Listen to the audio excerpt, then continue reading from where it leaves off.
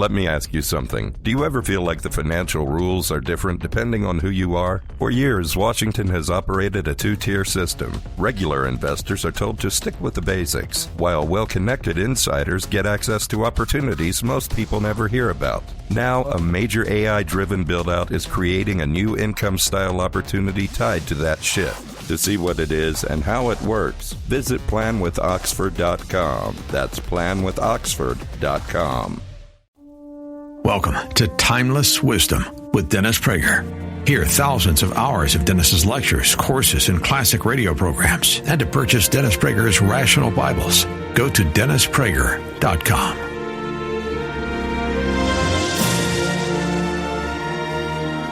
This is one of my favorite topics. I don't speak on it all the time because not everybody asks for it. But as I said on the radio promos, I really am one of the handful of people, I think, who can do the topic justice on a number of accounts. One, I am deeply involved with both Christians and Jews and have been for decades. And that's not true for many people. Secondly, I like them both. I have tremendous respect for both. And there is a very interesting statement that I learned from Judaism as a child in Orthodox world. I haven't been Orthodox since my teenage years, but I thank God that I was raised in a tremendous immersion in the tradition and learned the sources as well as I did. But there's a very famous statement in Hebrew. I'll just give it in English. And that is, wisdom of the nations you should believe, the Torah of the nations don't believe. In other words, a Jew should learn from every other group. You don't take their theology, because if you take their theology, you cease being Jewish. But beyond the theology, you have to learn from everybody. The idea that only my group, or only my religious group, has wisdom is absurd. That's the antithesis of wisdom. And I realized this very early on. This program that I was moderator of, I don't know when and if God intervenes in anybody's life. To be honest, I just don't know. I'm agnostic on that issue. I'm not agnostic on God. I'm agnostic on the issue of does he intervene, or at least can I identify when God does. But if he did, he got me this job, to be the moderator of a priest, minister, rabbi, different ones each week for 10 years. I got much better than a PhD in religion, and specifically Christianity. I got a living doctorate. I was with Christian, Catholic, and Protestant clergy every single week. The best people answering the toughest questions. It got to the point, by the way, I'll never forget, this is when I knew I was proud of where I had gotten.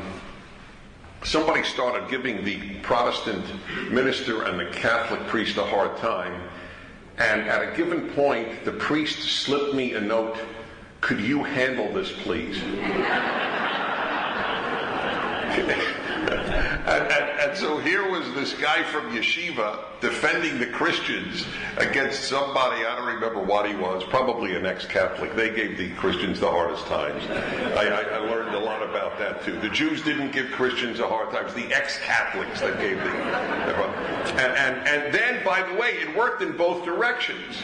Because I'll never forget one time, somebody called up and started, a non-Jewish caller, called up and gave the rabbi a really hard time on Jewish chosenness. Now, it was the wrong rabbi to give a hard time to, because the rabbi wasn't comfortable with Jewish chosenness either. And I could tell that. This is not something on that rabbi's radar. And he kept yelling, oh, it's chauvinism, Jewish elitism, Jewish chauvinism, and it has overtones of racism. Finally, the Catholic priest, Father Michael Nosita, said, Dennis, may I respond to the caller? I said, please, go right ahead. And so he said, caller, this is Father Michael Nosita, the Roman Catholic priest. God chose the Jews. Get a life.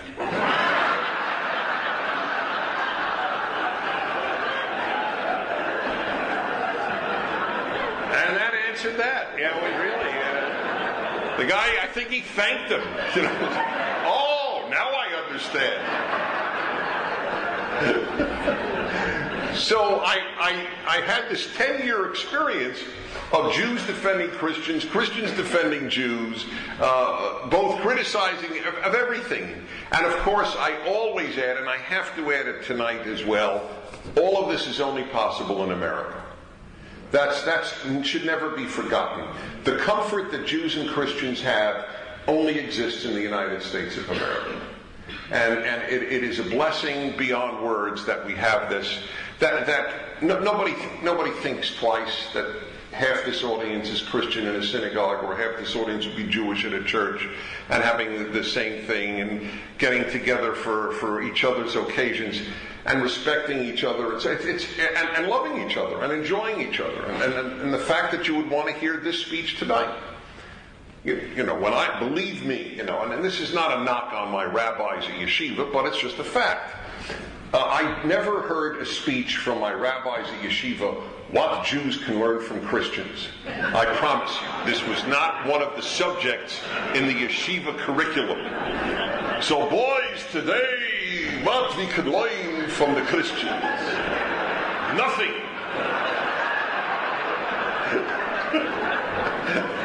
And it wouldn't have been bigotry. Just he was certain, because he would. You see, there's another statement that, and there were, by the way, there are echoes of this in every religion. Because there's a statement in the Talmud, just go through it, everything is in it, meaning the Torah and the Talmud. So what do we need anybody else who's going to learn? What are we going to learn? This sort of gesture. But it was wrong. There's a massive amount to learn and improve on, in my opinion. So I'm going to challenge both groups tonight, and as I challenge myself, because these are things that I have incorporated into my own life. And I try to make it numerically even. There are 5 things. Is there water, by the way? Is there? Yeah, there is. Good. There are 5 things I have for each group. They're not necessarily symmetrical, but 5 things each. And not in order of importance, simply in the order that I made the notes. I think I'll start with what Jews can learn from Christians. And again, please understand, this is to use a phrase from each religion. This is not the gospel truth, and this is not Torah from Sinai. Okay? So let me make that clear. This is one man's opinion. You are totally free to reject it, but obviously I've earned enough of your respect that you took your precious time and came tonight, so here goes. I think that an area that I have come to really appreciate in Christianity, and one that I think Jews can learn from, is the way Christians pray. The Christians here don't know, but Jewish prayer is at the synagogue is very long, and the more traditional, the longer it is, until such time as some of us felt anti-Semitic. It's a terrible thing to admit. It really is. But at a given point, after 3 hours, you start hating the people around you. And at least for me. And now you have to. Now let me make something clear. This may well be idiosyncratic. I mean it. I have one sibling, an older brother. He loves Jewish prayer. He gets there on time. He's the only one who does, but he is there on time. Does the entire Orthodox prayers. Loves it. Often leads it. And he's a physician, a major physician at Columbia University. He's a professor of medicine. Loves it. My older son loves it. And so I'm in the middle. I'm sandwiched between 2 prayer lovers. And for me, it's just too long. And I think, though, I represented more people than my son and my brother.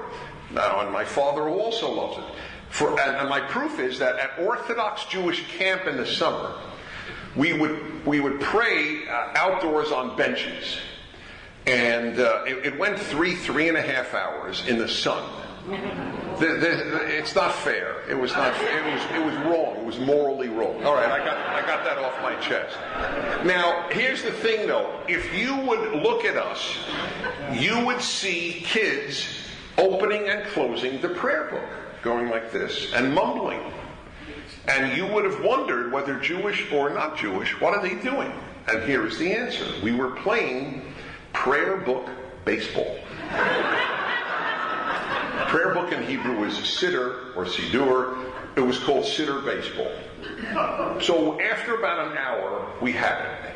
And what we would do is we had a simple game. You opened up the prayer book, and it was all in Hebrew, of course. If the first letter was Aleph, the first letter of the Hebrew alphabet, it was a single. Second letter, Bet, double. Third letter, Gimel, triple. And Daled, the fourth letter, was a home run. So you'd see kids go, man on first. One out. Second and third, 2 out. Single. That's what we did in synagogue. Because it was so long. Now, this is something you know I could not have made up, correct? It had to have happened. Now, then I finally, I got older, I became an adult, I would go to church service. The thing was over in an hour. I couldn't believe it.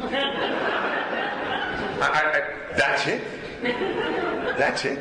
And that was it. And by the way, a lot of Christians think that's too long. I know. I can't believe it. The pastor spoke for 15 minutes. 15 minutes? The rabbi was getting started after 15 minutes. It would be 45 minutes. Plus all the prayers and the repeat of the prayers that the cantor would do. And so there's a more important element than the brevity and longness of it, or length of it. And that is the spontaneity of it. This, again, I obviously experienced as an adult with Christians at meals. And I'll never forget, I spoke to about 2,000 Catholic educators at one of their national conferences at Anaheim Convention Center. And they invited me, and before I spoke, they made an invocation. And the woman, to total silence of 2,000 people, again, something I'm not used to, 2,000 Jews being silent. Maybe at Sinai, maybe it occurred at Sinai, I don't know. And she said, among other things, God, please open our hearts to hear what our guest speaker, Mr. Dennis Prager, has to say. And I remember thinking, wow, I can't believe this. And I got up and I even said, I've spoken about 1,000 times to Jewish groups. They've never prayed to hear me. It was so nice. It was just worth coming for that prayer. But the spontaneity of Christians' prayers is very moving to me. And to the point where I am often at a Christian's home, a pastor's home, or just lay Christians, I would be at, Dennis, would you lead us in the opening invocation? And I am completely comfortable in doing so. And I love it, actually, where I open up with a thought and my heartfelt statement about how fortunate we are to be with such friends in the company of God Himself, and it's very beautiful. Jewish prayer is all written out for you. Now that has its own advantages in that if you're not ready with something spontaneous, it is there. But the truth is, for me personally, the spontaneity wins. There is just so often I could say the same words over and over and over, and they do start losing their impact. Now, my Orthodox friends tell me I'm wrong, that the whole point is that it's like a mantra and it has its own power, and I'm sure to some it does. I'm speaking as an individual. I admit it. But there is a power to this, and I think that if Jews, without dropping all of their prayer book, but condensing it and adding the spontaneity that before a meal to just say something about thanking God for the moment that they are in, I think it would add something to Jewish life. This episode of Timeless Wisdom will continue right after this. Americans have a big healthcare problem. Over 100 million U.S. citizens carry medical debt. But that's not the whole story. With health insurance, your out-of-pocket and monthly costs are way too high. You get surprise bills, denied claims, and poor customer service. That's a serious burden. As Christians, we don't have to pay for a broken system. Christian Healthcare Ministries is an alternative to health insurance at half the cost. You can enroll at any time and join a proven, faith-based solution that's both reliable and affordable. CHM isn't just help, it's financial and spiritual support when you need it most. Families across the country count on CHM to step in during their hardest moments. And it works. Stand up to health insurance with a low-cost, biblical solution. Join CHM today by visiting chministries.org/wellness. That's chministries.org/wellness. Now, back to more of Dennis Prager's Timeless Wisdom. Now, in this case, there is a symmetry, because the flip side is, I think that what Jews can teach Christians, or what Christians can learn from Jews, is ritual. And especially Protestants, which is almost ritual-free. Catholicism has still some ritual. But ritual, and I think there's too much ritual in Jewish life, but ritual is important. And by the way, Christians love Jewish ritual, which is one of the reasons Christians love to attend a Jewish Seder or a Jewish Shabbat, Sabbath, is precisely because these Jews have all these rituals and we don't. And there is something powerful, because ritual is the physical expression of a value. That's my definition of the word ritual. We have secular rituals. We shake hands when we meet. Well, we don't have to shake hands. It's a useless ritual. But it is, if somebody refused to shake your hand, you'd feel there was something suspicious here, right? Shaking hands represents a lot. Pleasure to meet you. I reach out to you. There was nothing to fear from me. I mean, there is so much in a handshake. So the idea of ritual is very powerful in life. And I like it. We have a ritual of singing the national anthem before ball games. I think America would be far poorer if we did not have that ritual. So secular life understands it too. And I don't like when we get rid of American rituals. I don't like that kids don't say the Pledge of Allegiance in school. That's an American ritual. These things, or the way in which we fold the American flag, that's a ritual. But so ritual has a very powerful thing to it. The notion that religion doesn't need ritual is, I think, erroneous. It does. Everything needs ritual. Secular life does, and religious life does. And one ritual that has, if I can put it under the label of ritual, that has been lost to modern Christianity is the Sabbath. Now, this is a very interesting. Tell Christians what they're lacking. But yes, I think it's a big lapse. That Sunday, I'll never forget when I had the Christian and Jewish clergy on this program. I would periodically ask the priest and the minister, if I visited you at home after church on Sunday, how would I know it's Sunday and not another day of the week? And it was fascinating because they felt very awkward in answering it. Because they'd be sitting watching a football game or a baseball game, right? Or gone shopping to the mall. There's a good sale on.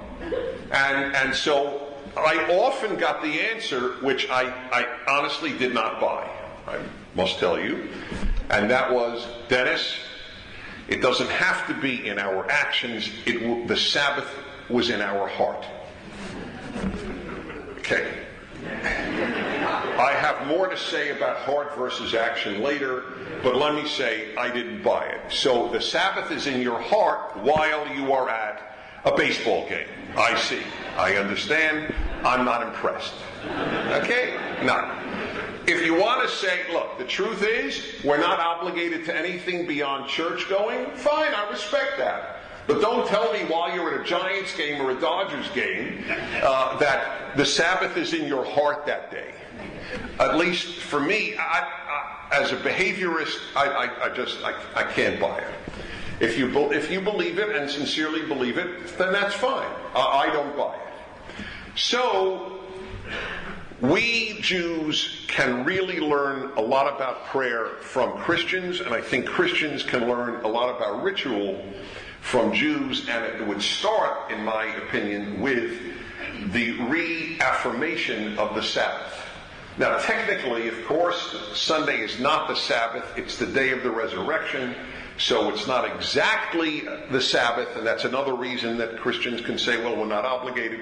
Whatever you want to call Sunday, if it's like every other day of the week, something is lost societally and Christianly.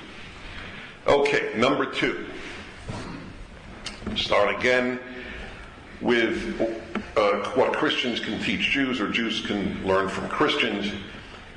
Religious Christians, in other words, by religious I mean serious believing Christians, Catholic, Protestant, and other, have mastered something that they don't even know how rare it is.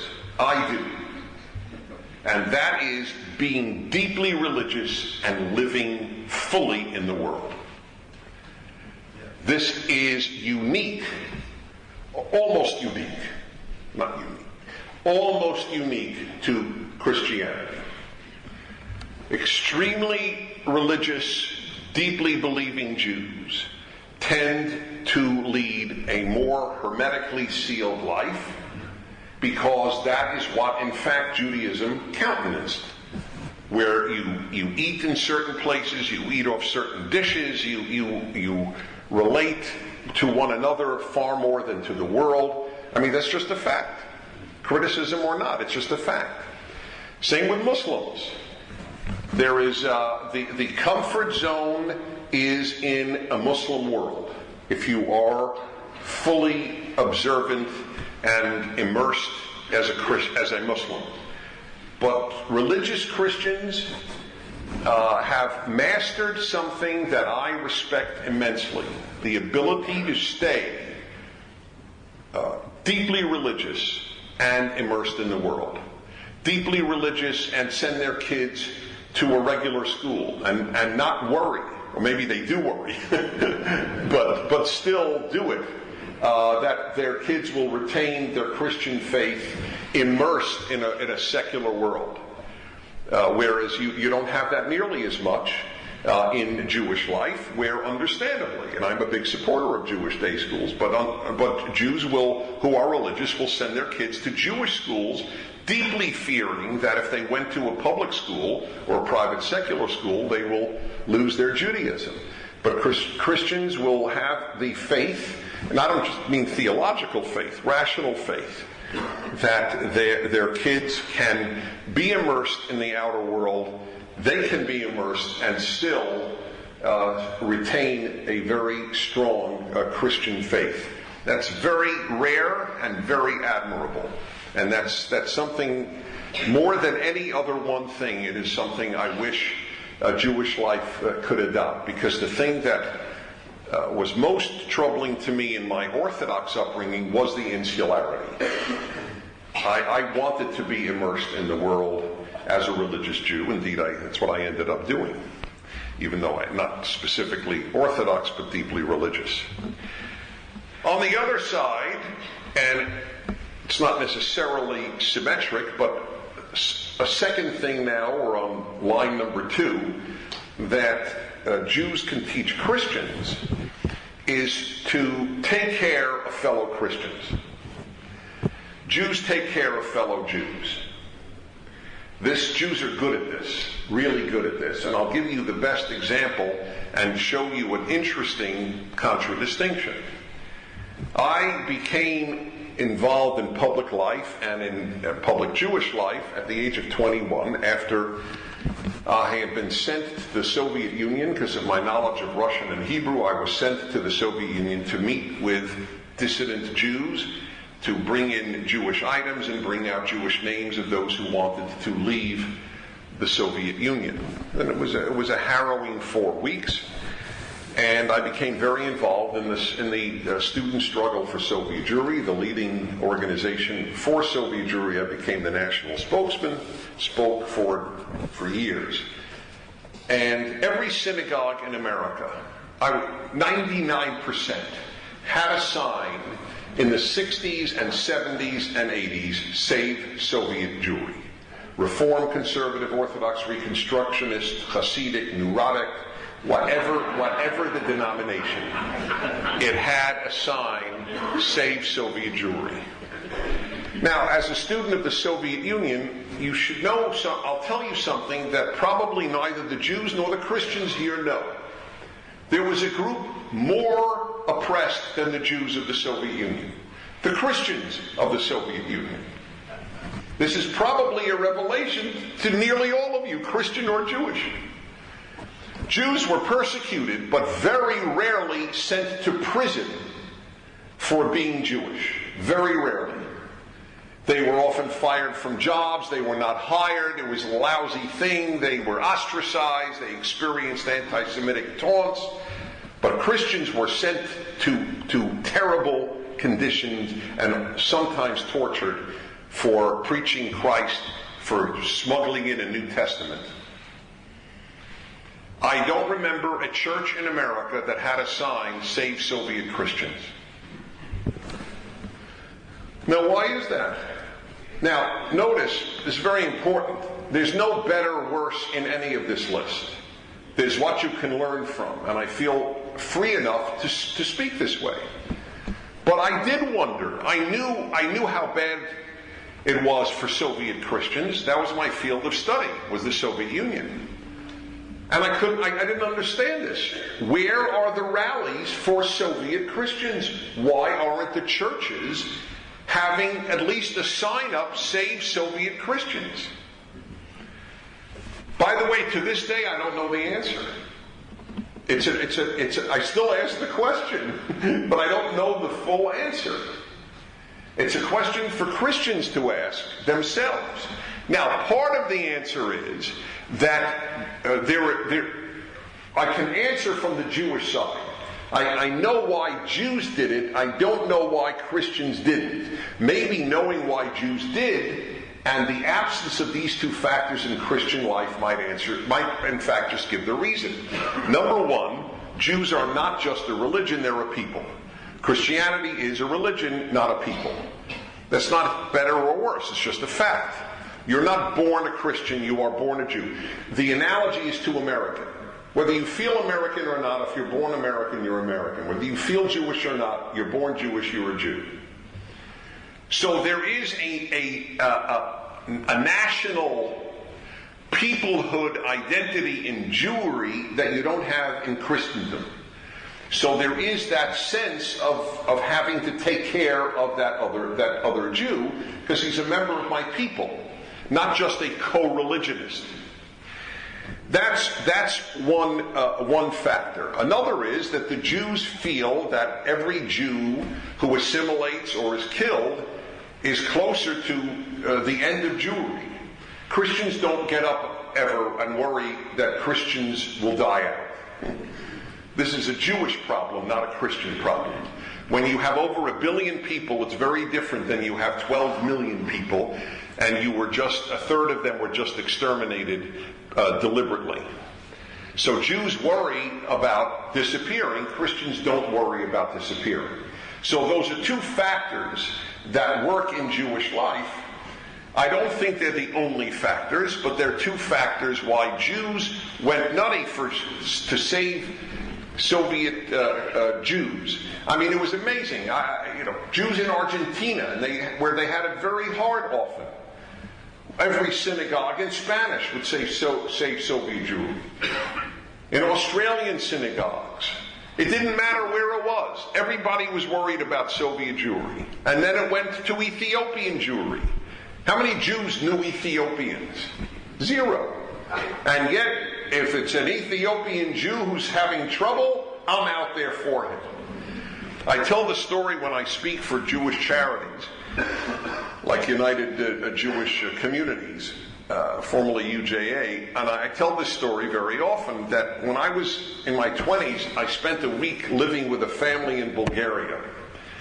And because of my knowledge of Russian and similar Bulgarian, we got along. And one day they brought in friends from rural Bulgaria to meet this young American. And at some point I mentioned I was a Jew, and then there was silence. And then one of them thought, Jews, are they the people who all help each other? And I found that so moving, that the only association this rural Bulgarian had about Jews was that they help each other. And that's true. And that is true. So it's something that I wish Christians did more. Christians are the most persecuted religion in the world today. I mean, Copts are killed regularly in Egypt. Christians are killed. Assyrian Christians are killed regularly in Iraq. Churches are burned. Christians are sent to prisons in China. And Christendom pretty much, I mean, I know there are church groups that work for these people, but they're small groups. It's just not a big deal in Christian life. And I must, even with all I said, I don't understand it. I don't understand it. This episode of Timeless Wisdom will continue right after this. Americans have a big healthcare problem. Over 100 million U.S. citizens carry medical debt, but that's not the whole story. With health insurance, your out-of-pocket and monthly costs are way too high. You get surprise bills, denied claims, and poor customer service. That's a serious burden. As Christians, we don't have to pay for a broken system. Christian Healthcare Ministries is an alternative to health insurance at half the cost. You can enroll at any time and join a proven, faith-based solution that's both reliable and affordable. CHM isn't just help, it's financial and spiritual support when you need it most. Families across the country count on CHM to step in during their hardest moments, and it works. Stand up to health insurance with a low-cost, biblical solution. Join CHM today by visiting chministries.org/wellness. That's chministries.org/wellness. Now, back to more of Dennis Prager's Timeless Wisdom. Number 3. Again, I'll start with something to learn from Christians. And this is I guess you could say it's all subjective, so this certainly would go into that category. I do believe that that religion should have aesthetic greatness. That there should be a beautiful sanctuary, that there should be a beautiful music, there should be beautiful architecture and beautiful art.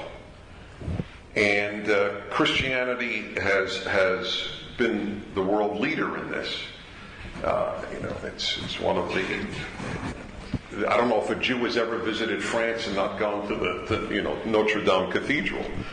I mean, I am moved. I am profoundly moved by a beautiful cathedral. I'll never forget. We have a few in the United States. I mean, my wife and I visited the St. Paul Cathedral, and we were, as they say, blown away. And here's a story. What do they say when you air dirty laundry? But why not? I've annoyed everybody tonight already. There arose in Jewish life an idea that if Christians did X, Jews should do not X. So, for example, they play the organ in their church. So now the Orthodox have an excuse for not playing the organ. They don't allow musical instruments on the Sabbath. Hey, I don't happen to agree with it. It's one of the reasons I'm not Orthodox, but at least they're consistent and I understand it. But even a lot of Reform, not all, but a lot, or conservative, oh, it sounds like a church. To which I always answered, so what? What if that's a nice sound? What if it actually moves people? Isn't that what matters? The issue isn't does it sound like a church, is does it move Jews to feel God? That's what the question is. By the way, this question always happened. Jews did not have, for example, until German Reform Jews started it in the 19th century, where rabbis would deliver a sermon from the pulpit. And the argument was, that's what the Protestants do. That's what the Goyim do. And to which their answer was, maybe it's a good idea. Which seems to me to be the more logical and rational response and the one that God would actually prefer. Now, of course, Orthodox rabbis lecture from the pulpit, but the opposition originally was that's what they do in churches. And I'll tell you, I won't mention names because I just won't mention names. But on the East Coast, I am very familiar with an Orthodox synagogue recently built. I think at the cost, do you remember the cost? Was it $20 million? $28 million? It's an elaborate warehouse. It is. If you were to walk it, you would not know. If I took down Hebrew, you would not know that it was not a warehouse. It is downright ugly. How you do $28 million ugly I think that's an achievement. I mean, I don't know how you do it. The guy got to get some credit. How you make an uninspiring house of prayer. And yet, people I know agree with me who attend that particular synagogue. But if you look at the synagogues built in the 19th century in the United States, and in the early 20th century, they're stunning with gorgeous, beautiful stained glass and beautiful lighting and woodwork and so on. And then the idea arose, well, it looks too much like a church, I guess. Well, I don't know what arose. Likewise, we have some beautiful Jewish melodies, absolutely. But it's not quite up there with a lot of the hymns that you will hear at a church, and certainly not up there with Handel's Messiah. But then you can't blame Judaism for not producing a Handel's Messiah, right? And anyway, if it weren't for the Jews, there would be no Messiah. So it's a joint effort.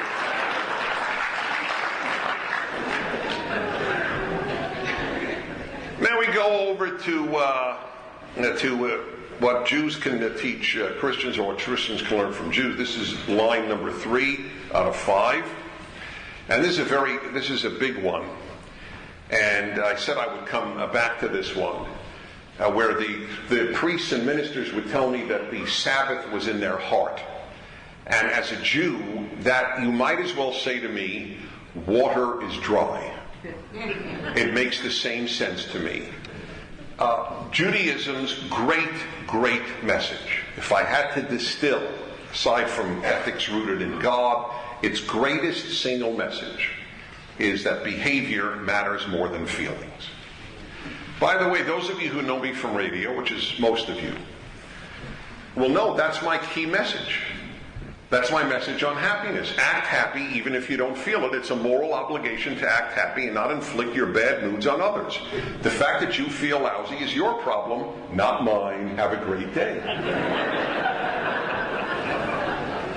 I got this all from Judaism. Behavior. Not feeling. I learned it in 4th grade, one of my all-time favorite stories. 4th grade yeshiva, the rabbi says, boys, it is time to daven mincha, it is time to pray the afternoon prayer. I walked over to the rabbi. I always had chutzpah, but I never was disrespectful, and I just said, Rabbi, excuse me, but I'm not in the mood. to daven mincha. The man was utterly perplexed. He understood English. He was from East Europe, but he understood English fine. But it was clear he had never in his life heard those juxtaposed concepts of praying and mood. So he thought and he thought, and he finally said, in the Jewish subjects they use your Hebrew name. My Hebrew name is Shmuel, and he said, Shmuel Prager is not in the mood to daven mincha? So what?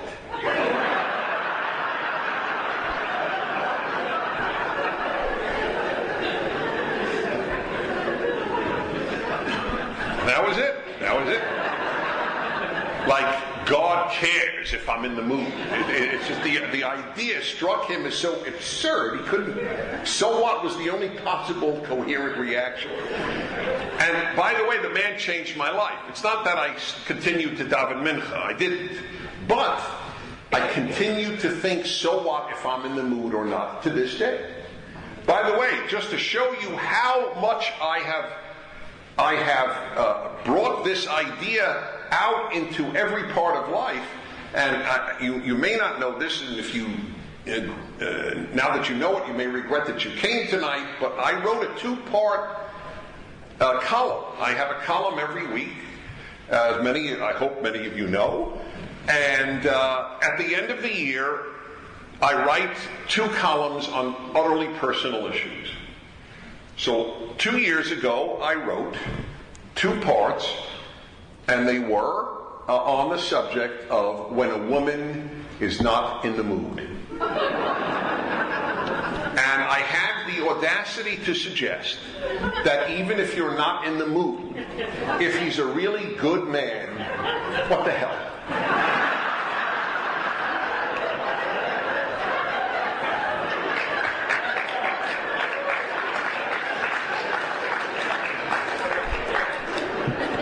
I'll say this, whoever is married to the women who applauded is a lucky man. I looked around very carefully. But I got that. By the way, that is a quintessentially Jewish concept. The idea that you will only have sex in a marriage, providing it's a decent marriage and a decent person, etc., I mean, all the givens, only when you're in the mood, strikes Judaism as absurd. It would be as silly Jewishly as him getting up and, I'm not in the mood to work. So what? People have obligations. Sex is an obligation. The romantic notion that every time it should be embarked on because both are totally in the mood and there are candles and that you have hired a roving violinist is silly. It's silly. And so I got this all from So What? It changed my life. About happiness, about sex, about ethics. You're supposed to give X amount of charity. You're not in the mood? So what? I mean, it's endless. The so whats of Judaism. Judaism is a behavioral religion. By the way, it goes in the other direction too, because if you have, bad thoughts, the most famous call of my 30 years of radio, the man who said he was a bad son, 40 years old. Why are you a bad son? He said, because Dennis, I'm the sole financial, physical, emotional support for my mother, who's been ailing for 10 years. And Dennis, I got to tell you, there were times, I hate to even tell you, but I'm just opening up to you, I wish she would succumb to her illness. And I said, you're not a bad son. I want you to know it's an honor to speak to you. You're one of the finest sons I have ever spoken to. He thought I was mocking him. And I was dead serious. Because I said to him, I judge you, and God judges you by how you treat your mother, not what you think. This is the great Jewish lesson for the world. Behavior over feeling. We have become far too feeling oriented. The way we raise our kids. How do you feel about it? I don't care. Okay? The sooner the kid learns it doesn't matter, no one cares how he feels about it, the better it is for that child, because you become a prisoner of your feelings. That's what happens. You become a prisoner of your emotions. You are only the master of your ship when you master your behavior. You'll never master your feelings. I'm sorry. At least I haven't. Okay? Most of my day is spent doing things I'm not in the mood to do. Okay? And by the way, I read it on the air, I believe. A man named Kahneman from Princeton, considered the greatest living psychologist, Nobel Prize in economics. The guy's a genius, but he's a brilliant thinker too, which is very rare for someone at Princeton. And no, it is. It's very rare, but it's to his credit. And he found out, it's very interesting, he did a study, a serious study, and it's confirmed my view that studies confirm what common sense suggests or they're wrong, but it was a great one where overwhelmingly people who earn $20,000 spend like 4 times more time watching television than people who earn $100,000. Might that not be a factor? But you're not allowed to say that in American life because that's blaming the victim. Maybe a lot of poor people are poor because they didn't work hard. Some are because of bad luck. That's true, and they have to be helped. But a lot of people don't work hard. And he went on to say, most of their life is doing shoulds, not wants. That's right. That's the way it works. That's a big Jewish lesson. Now here, Christians do have some difference, and this is one of the few not fully reconcilable differences. And Christians, just as Jews have to grapple with some of the stuff I raised, I think here's something Christians have to grapple with, because Christianity can be behaviorist in the way I just described. Behavior is more important, but it can also be the other way around. And the famous difference is with regard to Jesus' famous statement in Matthew: a man who looks after another woman, lusts after another woman, it's as if he has committed adultery with his heart. There is no analog in normative Judaism. You can only commit adultery with one organ, and it's not the heart. It is just, to be blunt as possible, with the rabbi's permission. Thank you. No, it's a very big deal. Now, let me tell you, here's a very interesting evolution in me. I started out in life with Pache Freud. I started out with Christian envy. I'll never forget, we would every Friday night on the Sabbath, we would take a walk around the block in my Brooklyn neighborhood, which was not a particularly Jewish neighborhood, and though we were an Orthodox home, and I would see all these people driving. And of course the Orthodox are not allowed to drive on the Sabbath, and I remember thinking, man, why couldn't I be born a Christian? Then I could drive on the Sabbath and still go to heaven. What a deal. I thought Christians had the greatest deal going in religious life. We had to observe all these rules to get into heaven. They believed in Christ. They could eat ham, bacon, shrimp, lobster, prawns, and drive on Shabbos. What a deal. And I was just transfixed with this. How did they have it so easy? Then I did Religion on the Line, and I lost all Christian envy, because Christians traded in sin over behavior / ritual for sin over thought.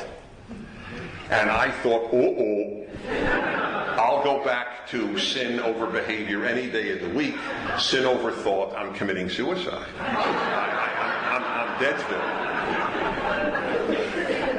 My father was the president of an Orthodox synagogue and subscribed to Playboy. And now, when you tell this to a Christian, they hyperventilate.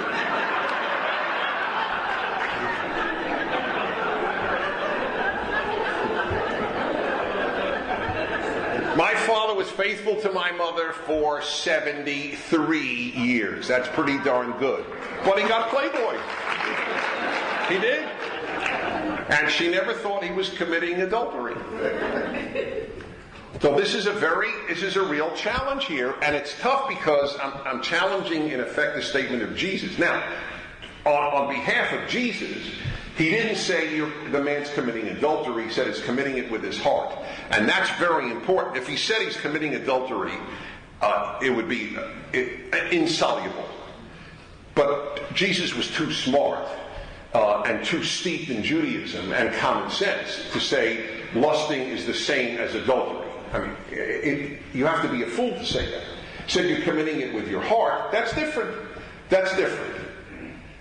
It's still not a statement that would be normative Jewish, but it's not the same as the ultimate statement that it's the same. And that's important for Christians to remember. It's still with the heart. Okay. Ask any woman, though, which she would prefer. And I think she'll tell you, my husband is faithful, but every so often he commits lust with his heart at the beach. Okay, most women can live with that, I think. Jimmy Carter couldn't live with that, remember that? In his Playboy interview, he was consumed by the fact that he committed that sin. So there's a difference. That is a Jewish-Christian difference. My best story, and the only reason I hesitate is because my wife has heard this over 200 times, but to her great credit, she actually acts like she behaves like she still enjoys it. I don't know what she feels, but I love it every time, okay? If she doesn't, I'm sorry, but do you like it every time? Every time. Yeah, she's a good wife. Okay. This episode of Timeless Wisdom will continue right after this. Americans have a big healthcare problem. Over 100 million U.S. citizens carry medical debt, but that's not the whole story.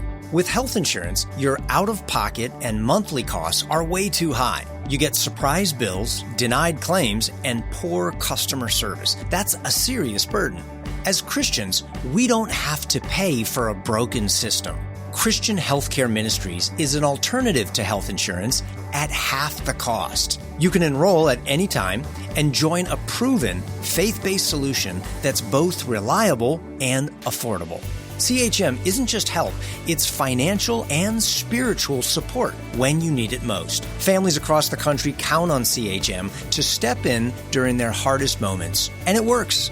Stand up to health insurance with a low-cost, biblical solution. Join CHM today by visiting chministries.org/wellness. That's chministries.org/wellness.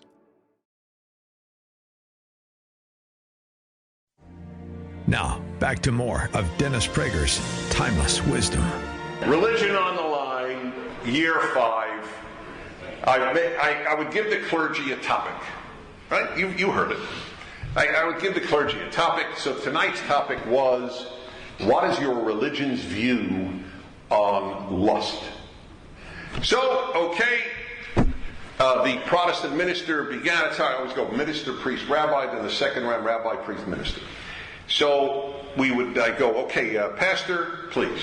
So, of course, he would cite Jesus and Matthew and how a Christian aspires to purity of thought in all realms, and lust is sinful. And he spoke beautifully. The Catholic priest, virtually identically, totally understandably in this case. Sometimes there were there were Protestant Catholic differences, but not tonight. Again, cited Jesus and Matthew, and spoke of the purity of the heart and thought. And now it came the rabbi's turn. Now the rabbi, like the priest and minister, were different ones each week. This week it happened to be not only an Orthodox rabbi, but a bearded Orthodox rabbi. So even more, almost ultra-Orthodox. And that's not a description, it's a commonly used description. So I didn't know what he would say. I was pretty certain that if I had a modern Orthodox or Reform or Conservative, I would know what they would say, but I had no idea what he would say. So I go, Rabbi, please, your understanding of Judaism's view on lust. And then he goes, Dennis, lust, schmust. That was it. That was his entire answer. And I always note, I don't remember when I was prouder being a Jew than with this rabbi's answer. I mean, he came through with flying colors for me. Because that really is, basically, I'm not saying all ultra-Orthodox Jews would say that, but the vast majority of rabbis would answer exactly that. You know, that's not where our emphasis is. Don't act on it and have a great day. That's pretty much what it would be. As my father would get Playboy and be faithful to my mother for 73 years. And it wasn't hidden. It came in the mail.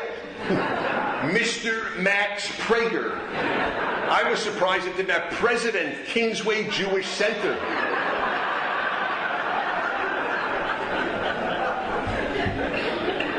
So it's a very interesting issue that is a tough one. Now, does this mean that if one's thoughts are all day long in the impure zone, it is a good thing? No, it isn't a good thing. I mean, common sense prevails here. On the other hand, men being what we are, visually excited instantaneously. So what? So what? A man learns to control his behavior and everybody moves on. And if the irony is, the more he has to hide from his wife, oh honey, I never look at any other woman. Any man who says that to his wife is hiding. First of all, he's lying, which is a very bad thing between couples to begin with. Secondly, he's hiding a part of him from her. And it shouldn't be scary. Well, that's why I have my male-female hour. And I could show you literally thousands of letters of people saying it changed their marriage. Because it's a scary thing to women when they think about it, and then it's not scary when they learn about it.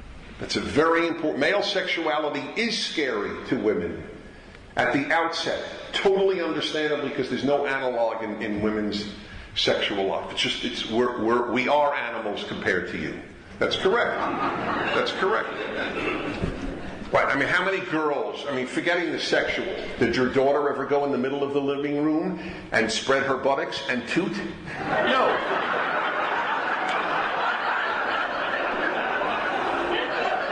Girls just don't do that. They don't have to be taught. Now, you never fart in public. Boys have to be taught that. That's why, by the way, I want to tell you something.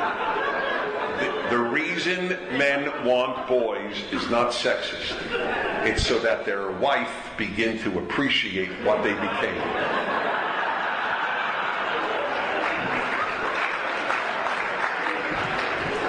Okay.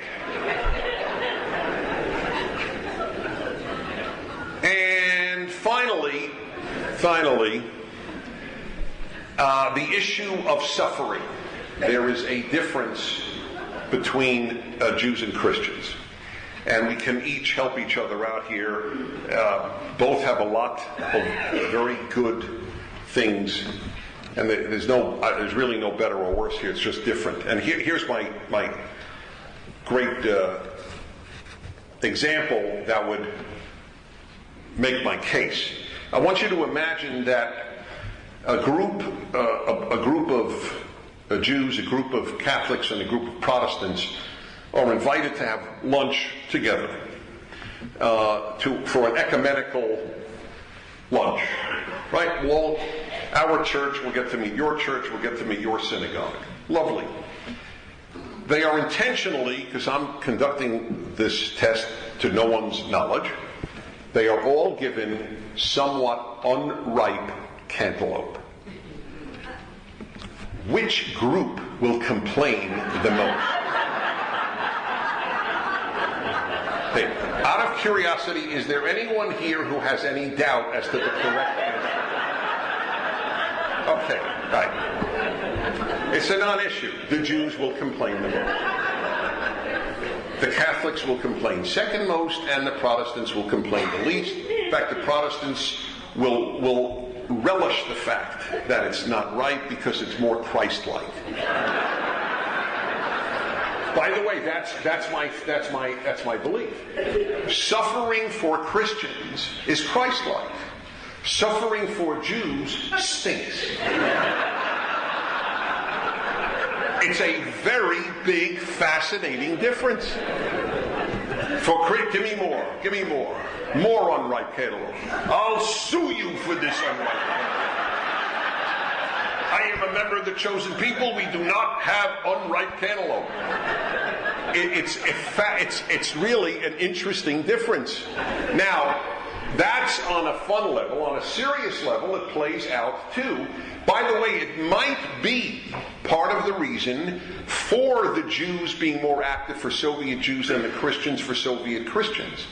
Because the suffering of those Soviet Christians did not offend in the way that the suffering of Soviet Jews offended Jews. And this is not a judgment at all. It's just a description. Suffering is just bad in Jewish thinking. It is not just bad in Christian thinking. Christ suffered the ultimate suffering for us. If I have my cross to bear, then there's no Jewish equivalent to my cross to bear. None at all. And so we can learn from each other. The Christian acceptance of suffering has its benefits, because life is going to have them anyway. And yet the Jewish rejection of it is also important, because God didn't make us just to suffer. I mean, there's no biblical basis for that, and no logical basis for it. Not a good God. A good God wants us to love life, to enjoy life even. So that's a very interesting aspect as well.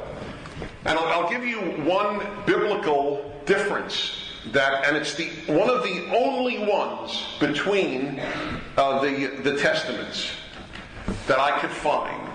One of the only, in fact, perhaps the only irreconcilable difference. I'm not talking theology, because it's not the issue. But I'm talking life, not belief, not faith. And that is divorce. The Torah allows for divorce. Jesus pretty much doesn't. I mean, it's allowed under very exceptional circumstances, but they're pretty much defined what those exceptional circumstances are. And a lot of Christian life has adopted a ban, an existential ban. I have Protestant friends.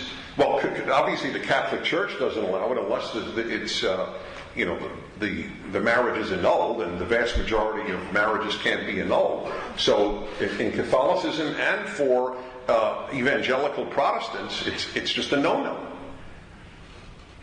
But Judaism allowed it. In fact, a rabbi wrote a book. Perry Netter, conservative rabbi in Los Angeles, wrote a book, Divorce is a Mitzvah. That's an unbelievably heretical thing for a Christian to hear. Mitzvah means commandment or good deed. How could divorce be a mitzvah? I mean, it's almost an oxymoron. And yet he took it from Rashi, who was a major Orthodox commentator in the Middle Ages from France. The Talmud, which is the book the rabbi made reference to earlier, which is the compendium of Jewish law and thought, the Torah, and later rabbinic responsa, all allow for divorce. It's no mitzvah to live in misery. And that's part of the Jewish view of suffering. And that is a very interesting question for Christians to reflect on. I reported on the air. You know how many stories I don't report on? You can only imagine. Either they're not absolutely verified, or there's no point, or it's to this or to that. This one was so dark, and I have a dark sense of humor, and I think anybody who deals with suffering has to have a dark sense of humor, or they cut their wrists. And so there was this story, I don't remember out of which city, but it happened last week. In fact, an older couple, obviously not getting along well, he apparently got so sick of her barbs at him, he shot her. And he shot her and missed. And she said to him, "You can't even shoot straight." And then he shot her and she died. But she went out with an insult. And now, it's a terribly dark story. Alan, my producer, sends me these articles at night, and he has his brilliant one-line summaries. His summary of that one was, what was it? How did it begin with? Insulting your husband is one thing. Oh yes, insulting your husband is one thing. Insulting your husband with a gun in his hand is another. So that was. Now, why do I raise this? Why did they stay together? You realize the hatred that was built up over years for this to happen, that he would kill his wife and that she would die insulting him?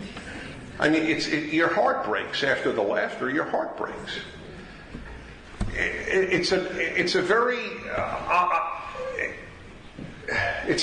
odd thing to me, this notion that, and it's worthy of its own lecture, the judgmental quality over divorce. Now you'll say, well, look, I've been divorced, so, that's why I'm saying it. Any of you know me, know I don't say anything because of me. I take so many positions that aren't for me.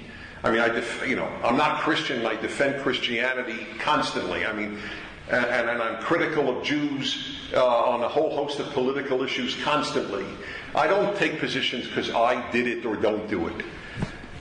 I felt this way before I was ever married, and partially because I was raised with the Jewish notion that it's not a mitzvah to suffer. You do what you can to keep a marriage together, but, how do you know at 25 or 21 or 19 how someone's going to be at 36 or 42? What do you know? Well, how do you know how you will turn out? There's no practice. You can't practice this. You can learn. It's easier to be a good surgeon than to have a good marriage. You know what the Jewish tradition says about marriage? There's a great Jewish question. What's God been doing since the sixth day of creation? Making couples. And it's considered the hardest thing he has to do.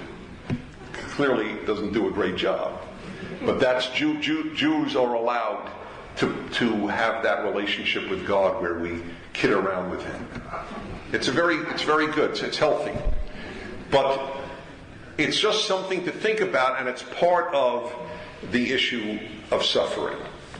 To review, I think that Jews have an immense amount to learn from Christians on prayer, on being religious in the world. Oh, and I didn't mention, that's too bad, I'll mention it anyway.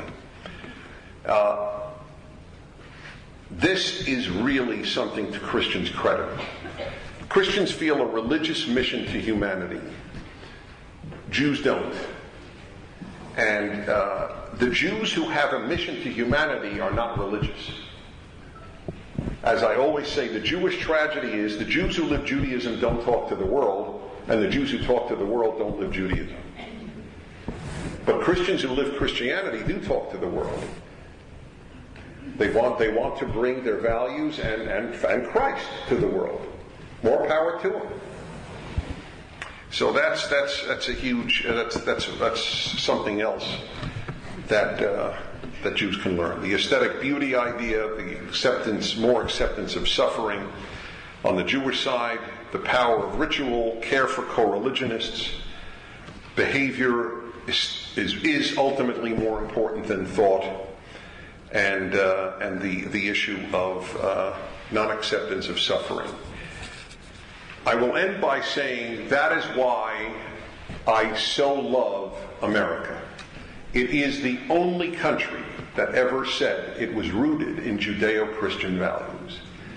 And it is. And really what it did, it took the best from both and made the best country. Thank you very much.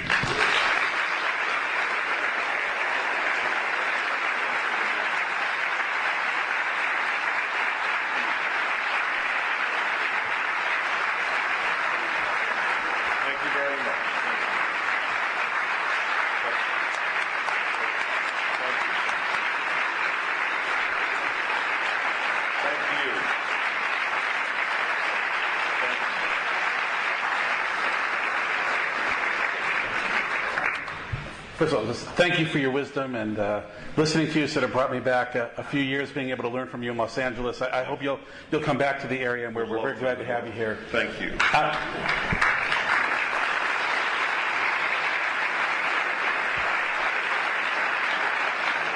You concluded with really an affirmation of this great country in which we live.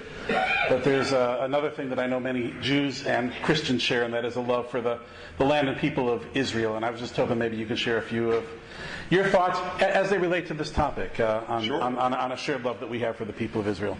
Let me just ask, will there be time for questions and answers, or are we going to just go for... We're pretty late, huh? We're getting late. We may have time for one or two, but we're not going to have hours. So that's fine. Let me answer that, because this is a very moving thing to me. I work a lot with Christians United for Israel. They're not the only Christians who care for Israel, but they're the largest group that does. Pastor John Hagee is the head of it. I've spoken at their annual convention in Washington, as well as regionally around the country in various churches. And to see this outreach by Christians on behalf of the Jewish people in Israel. Actually, the first time I did it, it was at an enormous church.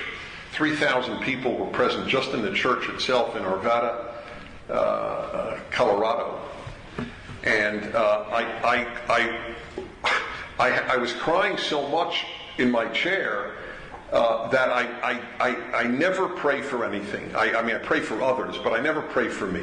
Maybe it's stupid, it's just my idiosyncrasy. I actually made a prayer for me. God, please make sure I just get control of myself by the time I go up there to speak. Because I don't mind. I have sobbed publicly, but it's a few seconds. But to just be overcome with emotion and not speak is unimpressive.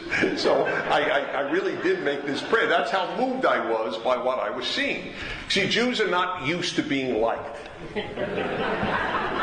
I mean it. This is, by the way, why a lot of Jews are suspicious of Christian outreach of love to them. They can't believe it's for real. When you're hated for thousands of years, all of a sudden you're told, no, they really love you. Oh, give me a break, man. That is really what is behind Jewish recalcitrance at even supporting such efforts. It's foolish and self-destructive, but it's more psychological and slightly political than anything else. So, I mean, what is more reinforcing of one's Jewish or Christian faith than the return of the Jews to Israel?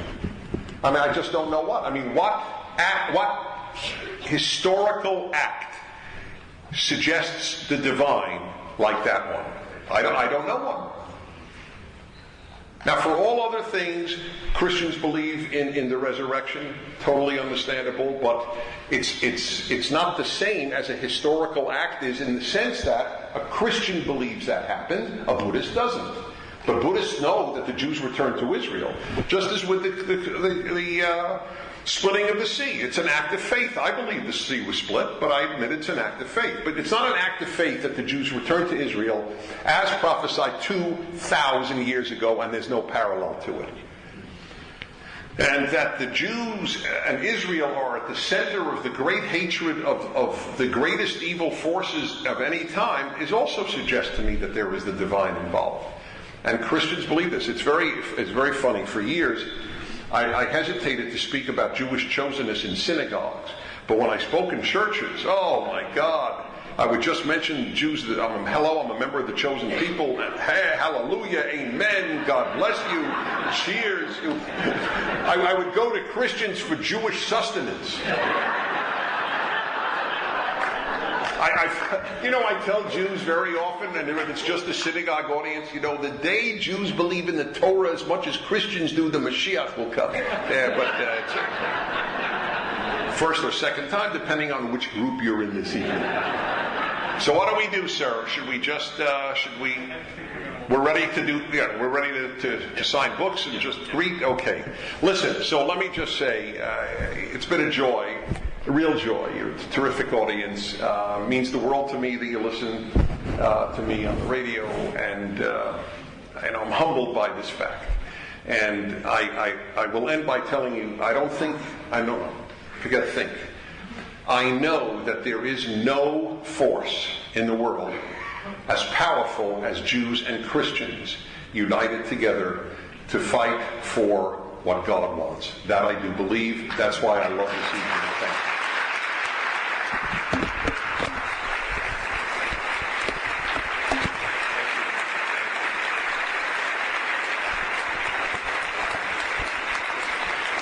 Nice prayer. Thank you very, very much.